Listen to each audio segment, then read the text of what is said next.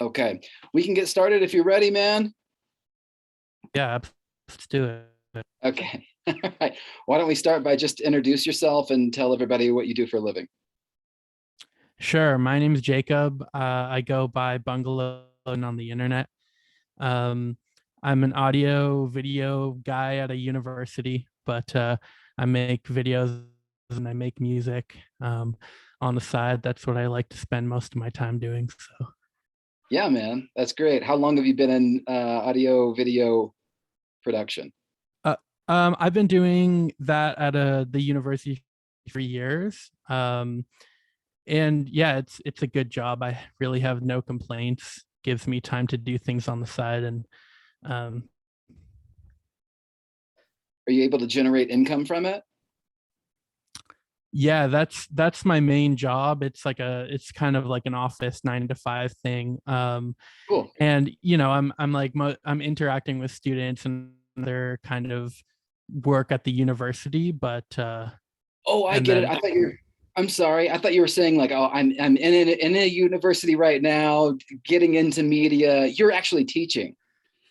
oh no, I qualified to teach, but I school. I went to college for like broadcasting, and then now I work at broadcast program, and that's like my main income. And then yeah, I do like other video stuff on the side, but Cool, man. That's awesome. And tell me about one of the commercials you made. It's called Gene Daddy's Lawn Maintenance. oh sure, yeah. That's a bit of a deeper cut. I didn't think you'd be brain daddy, but Gene Dad Gene Daddy is my punk band, and we're not really doing music anymore. To last album, um, since I had recently like moved to the suburbs, I left the big city and I was living in like a suburban area. I was like, let's kind of lean into now we like for homeowners, like we're no longer dirty punk guys. So I kind of put this album out, and the cover looked like an advertisement for like a lawn maintenance agency. Um, and really it was just a joke, and I kind of put those flyers everywhere around the city like we were an actual like lawn company. And then yeah, the video referencing is just like kind of deadpan about my new venture as like, I've given up rock and roll. Now I'm focusing on making money or whatever. Yeah, man, that's pretty good. I love it. I love the advertisement. The phone number is extra long. Just when I thought it was like, oh, that's that's it. That's the end of the phone number. It Right. continues. Yeah. So pretty good, man. Pretty good. Tell me about your relationship with autotune. Do you love it? Hate it? Oh, I've always been pro auto tune. Um, I don't really use it myself, but I think for like a creative effect, it's super fun. And I also think that like, when it's used to sound like a pop record, it can just make it sound better. Um, and there's lots of guys out there who use auto tune in a creative way, and I'm totally for that also. Yeah, yeah, that's great. Yeah, you got a couple of pretty solid cuts, man. I gotta say, I'm a big fan. Right off the bat, I was a fan of some of the stuff that you were doing online, which was just kind of like a karaoke version, but you sort of added in some new spicy lyrics. Right. Yeah. Well, What? I guess. Well, what you're kind of referencing now, I understand what you're referencing with the auto tune is doing. Like I kind of that's how I kind of started doing internet videos, is like auto tunes covers, um, because the Eagles, like for a lot of people, band you don't want to touch this beautiful 70s rock and roll band, and I'm like, fuck it, let's do a cover in auto tune. And it just like it made me giggle, like you know, and it made my friends laugh, everything. So and that was before I started doing like actual changing the lyrics. It was kind of just a parody because auto tune. Yeah, yeah. There's this self-deprecating humor that that you've got that I've really like latched on to. And in one of your videos, you said, "My whole life I've been making music, and I'm not even that good." Yeah. With the McDonald's tune behind it.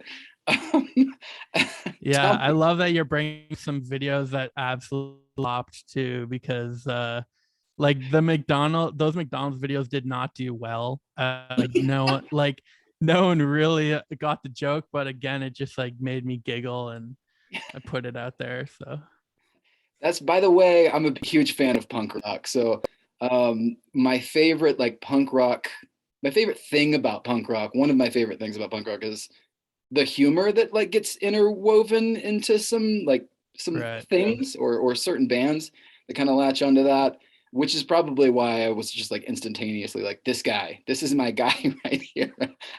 Yeah, man. Instant I follow. like only I'm like obsessed with a lot of musicians take themselves seriously Yeah. on a local level. Like when you're kind of like in a local scene and you're trying to play shows and stuff, like so many small local musicians themselves so seriously, like they're, Leonard Cohen, and I'm like, dude, you're playing to 11 people, like I can see behind the curtain. Let's have fun with it. And like with Gene Daddy, my first band, it was all about like, I'm writing songs about donuts and I'm writing songs about salmon candy and like just weird, like gross stuff or food stuff or like self-deprecating stuff. So yeah, I'm right there with you. That's awesome, man. Can we still enjoy Gene Daddy? Is that available? Hmm. Yeah, absolutely. I put out I lost you for just a second um there. You still with? You cut out for just yeah. a second, man. Oh, can you hear me now? You're good? Yeah, yeah, you're back. I was just taking a sip of Okay. yeah, Gene Daddy, I put out like a 4-song EP last summer, and all of that stuff is still on Spotify and everything. But yeah, we have a good amount of YouTube, like music videos on YouTube. Um, it's weird because I put so much work into Gene Daddy and into like making albums and put a lot of money into it. Like I think the last EP ended up costing like $2,000, like with art and a video and because I'm like, let's do it properly, and we had some money saved just carelessly playing shows, um, and then it just like fucking flopped completely. Like not a single person cared or listened to So unfortunate, man. videos on the internet, and I'll get like a million views on something that took me 20 minutes. Yeah, yeah. You were saying that uh, all the stuff that you're putting time into, which cost you a lot of money, but you're doing these like 30-second videos and it's getting a ton of traction. Yeah, absolutely. So it's almost like it's just in the kind of 3 months I started um making these parodies videos on TikTok, and time I was like avoiding that platform like a lot of other people. I'm like, this is a children's app. Like it would, if I downloaded it, it would be weird if I started interacting with these people. But after checking it out for a while, I realized that it's really just a video streaming platform, and there's a ton of niche communities on, and I knew that if I kind of looked at the app and saw what kind of things were popular or the format that was getting popular, then I could kind of put my own brand on it, and not necessarily like friends, but still make stuff that made sense on the app. And I think it worked out for me like quicker than a lot of other things have. Yeah, man. Is that influencing like your creative abilities to like, are you modifying them slightly so that they fit the constructs of TikTok? Yeah, I think like when I first joined, I started making songs that are like 45 seconds, a minute long, and the original stuff, and they weren't doing very well. And I just kind of was testing the water with a bunch of different things, with like skits and like, kind of like jokes, musical punchline. And then I uploaded parody I did got like 300,000 views. And I didn't think because it was a parody, I thought it was just like the algorithm or whatever. So I didn't really start doing parodies until a few months after that. And then the second time I posted a parody again, it went really big. And the parody, it was like incredibly niche. Like I made a video about the spokesperson of A&W and how like eventually he's gonna die because men are, you know, will die, all men will die, and he'll be one of them. And it was such a ridiculous joke, but like people were right there with me. And if I can just these weird niche concepts, but like to the American Pie, then maybe people will like be into it. Yeah, yeah. I I just recently watched that video. I know what you're talking about, and it's funny. The opening line, I was like, "Oh shit, is that guy dead?" And then, like a line or Yeah. two later, it's like, "Well, he's not dead, but you know, eventually Yeah. everybody dies." Like, okay, good. Yeah. I'm laughing at And myself. I Good. had like the comment that I put on there, I was like, do not wish death upon Lulu. And then, you know, that comment got reported in town. And like I've been blocked from commenting 2 times now on my own videos, just because like all these weird morbid jokes, and then they get picked up by whatever bot is like viewing the comment reported, and I'm on the fucking verge of being taken down off, I think. Like one wrong move and Out of like the most innocent thing, like, hey, listen, I want everybody to know it's a joke. I want everybody to know I right. don't wish death on a person. It's like, that's get out of here. That's it. My my ongoing shtick on the app is that this app isn't you. Since you watched my video, you now owe me money. And like, because all these people always comment on the videos, they're like, I can't believe this app is free. And then I started responding to those comments being like, this app is not free. And then like linking my file. But like though like all of I commented 6 times, all got removed, and then that's when I got blocked from commenting for like a month. That's pretty good. Yeah. Oh my gosh.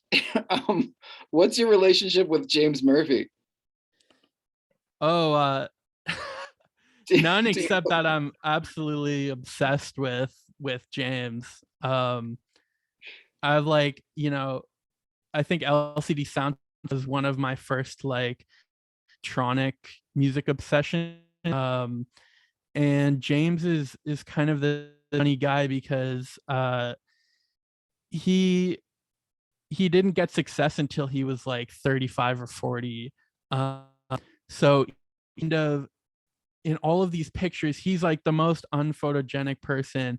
He's yeah, up on stage, he just looks like miserable and sweaty, and he pushing this thing his whole life of like trying to be a musician, and then once he got there, like, you know, he doesn't even look thrilled about it. But yeah. He yeah, started, I was just gonna say he I started love off, the sorry, go ahead. that's I was just making a stupid comment. It's not even worth it, but I was just saying he started washed up. Like he just he washed up Oh, onto fame, like just kind of beached. um but yeah, he kind of he has this old school punk mentality, and doesn't really land because he's like he wears like blazers and chubby white guy, and like I don't know. He's so funny. And anyways, yeah, you're bringing it up. I did write a song called James Murphy, and like the lyrics in there is like break up my own band and then start an espresso brand, because he broke up LCD Sound System and then like started making the in New York, and then like I guess realized that he didn't actually want to break up the band, so like 3 months later he's like reunion tour. So sorry, guys. This coffee thing was a bad idea. Can we get the band back together? That was kind of fun. Yeah, absolutely. So I didn't know that story. I didn't know that he like broke off to start a coffee company. Broke the yeah, I band don't up. know. I don't know if he did it to start a coffee company, but that's one of the things when he was like broken up for a year. Oh my God. Oh shit. Why why are overalls better than pants?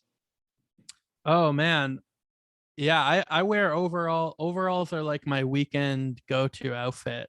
Um I they just hold everything in. Like I'm pretty short and I'm stocky. Like I kind of have the of like George Costanza. Um so Say that again. Sorry, I'm kind missed. of I have physique of like George Costanza, like, or I always joke with my friends where my pants are the Danny DeVito cut because I'm like a 38 by 28 pant. Yeah, Um, so I think the overalls are slimming. Also, being able to keep everything on your chest is really something I've gotten used to. So having your keys, your phone, wallet right on your chest, yeah. it's an elite form of clothing. I agree. I just started to embrace the overall was the reason why I put that in. I knew the answer Yeah. of why, but I And just yeah, wanted of course you do look like a when you wear them, but I'm just embracing it. yeah, yeah. And you're right. Yeah, everything's right there. I'll get like I'll wear overalls a couple of days and then I'll start reaching like where my overall like my a pencil. I'll reach for a pencil in my overalls, but I've got Right. pants on unfortunately that day and I just get a little sad. Yeah. So I get it, man. I get it. I saw you sporting a pair and I was like, he knows. I'm pretty sure. Yeah. I'm pretty sure he knows. Yeah, I used to wear them when I was playing with Gene Daddy. I would be like white pair of overalls with no shirt under. That was like my go-to stage outfit, and it's just keeps everything tight, keeps everything together, no malfunctions. You're good to Yeah, go. yeah. The only downfall is like when you have to go to the restroom. Like you basically just you go to the restroom like a toddler. Like you like Yeah, you you're just fully get undressed. yeah. Butt cheeks exposed. You don't want to go to a urinal when you're wearing overalls most of the No, time.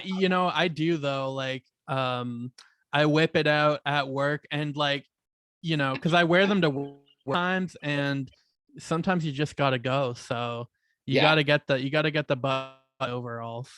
yeah. It's amazing.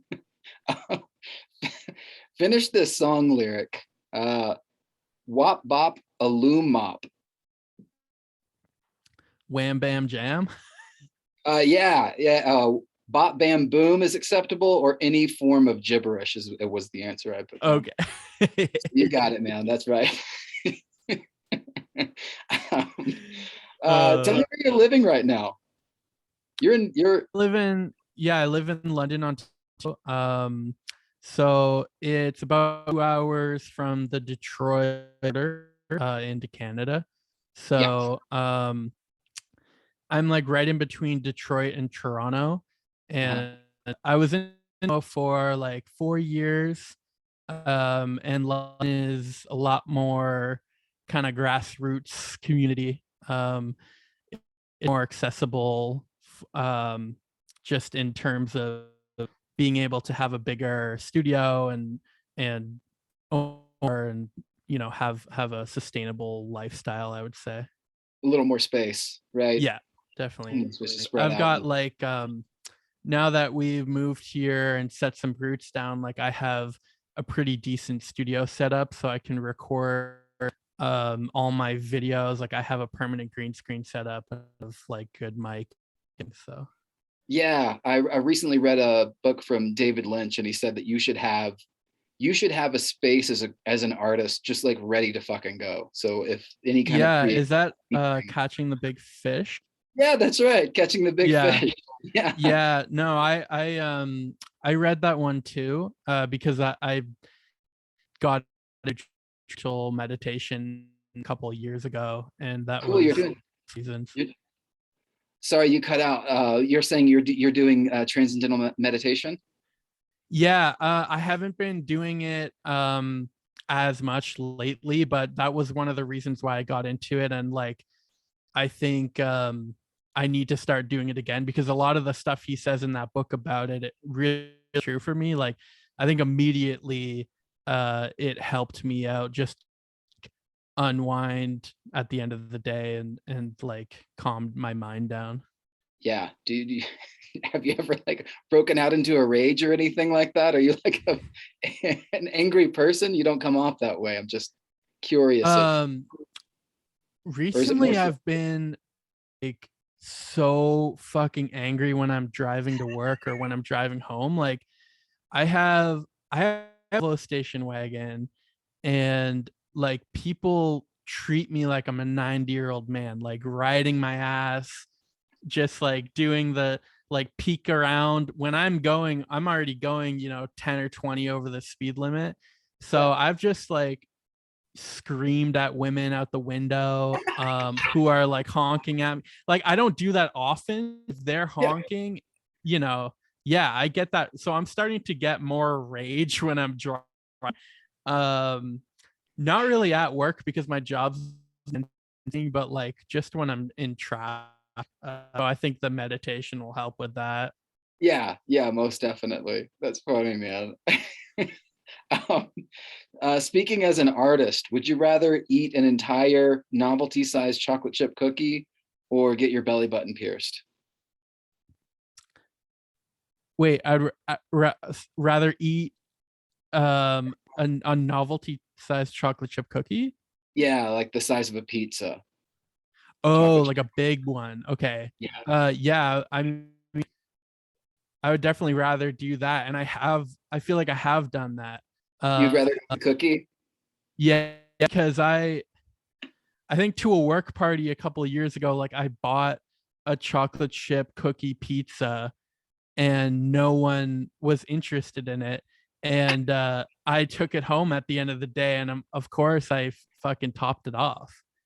The problem with that is you eat it like a pizza. Like you'll cut a slice out of it and you'll eat an entire slice of pizza Yeah, sized cookie. And yeah, like you said, if no one's if no one is contributing to eating this thing, then you just eventually eat it gets kind of hard the next day, so you eat it even more quickly, like if it lasts yeah, to the next day. Yeah, yeah. and then you get kind of sad. Pizza doesn't last for me. And Yeah. kind of like this joke with my friends that I buy my clothes like anticipating that I'm gonna gain weight. So I feel like if I like it would eventually pop. Like I feel like you can't have a belly button piercing as like a fat guy. I don't think. It could be like a as an artist, that could be like a thing. Like it could be the new like body positive Christina Aguilera or something. Right. Okay. Maybe next year I'll look into it. I think that question is correct either way you answer it. Like you could get sad from eating the whole cookie, and maybe that could inspire like a bluesy type song, or you could be like a trailblazer and just have a pierced belly button with a bunch Yeah. of body hair The around it. body positive anthem. Right. Tell me about the new song that you Oh just put man. out, man. You still with me? Yeah. I just released. Yeah. Yeah. Yeah. I just released this song called Love Online. Um, I'm not sure when this podcast is gonna air, but I'm releasing a music video tomorrow for it. Cool, Um, man. but this song is something I've been working on. I started writing it in the pandemic, and it went through kind of a process of you know wanting to release it, putting shelving it. But yeah, I recently got it remixed, and the guy who was helping me with it was like, you need to put this out. But um, I played this. I'll just give you a quick of what it's about. I played this game when I was like 11 or 12 called RuneScape, and I think like a little had a similar experience to me of growing up on the internet on these like unmoderated 3D chat soft, like whether it was Club Penguin or like Habba Hotel, like all of these little things existed. And like I think a lot of kids had their first sexual experiences like on a 3D chat software. Yeah. You know, maybe with someone that was their own age, maybe with someone that was older, but like it's so bizarre because you're having these intimate conversations like at night with this avatar, but when you really think about it, it's like some greasy dude on Yeah. his computer. Yeah. So yeah, I was really into those kind of chat games when I was like 14 or 15. And I think once I got the idea in my head for this song, I kind of went off on that. Yeah, that's about it. That's great, man. I've been really enjoying it. It's awesome. Uh, I appreciate that. Jonathan, we're and also I'll put like links to your website in the show notes so that people can just like easily click and get to your music video or whatever you have going on. You seem to be up to date on your website, so Yeah, um, yeah, yeah. I'll do Sounds that and put your good. IG handle and TikTok and all that good stuff. Jonathan, All we're right. at the point in the podcast where I will typically ask my guests if they've ever pooped their pants. Have you ever pooped your pants or had like a almost poop your pants moment? Um, Yeah. I'll like say yes with a period. But I was trying to think because I know you on your podcast, so I was trying to think of like the most recent time it's happened. Um and I think it's only happened once in like maybe 5 years, but it was pretty recent. yeah, And um I have I have a decent office at work, but I have like a secondary office where I go to like gas out. yeah, Um that's pretty. That's pretty gentlemanly of you. Like you yeah. leave. Like I commend you. it's more just like yeah, it's kind of embarrassing, but like I would rather just go there, lights off, like so it looks like no one's in there and just like force out all of the gas. And yeah, this, a couple months ago, I was like just pushed it a little too far because it's such a fine line between like really aggressively farting and just like shitting yourself. So Yeah, your body's uh like you're really forcing things now. So all right, I was just gonna fart, but it seems like we should go too. yeah, so thankfully I got out of that situation. It was startling.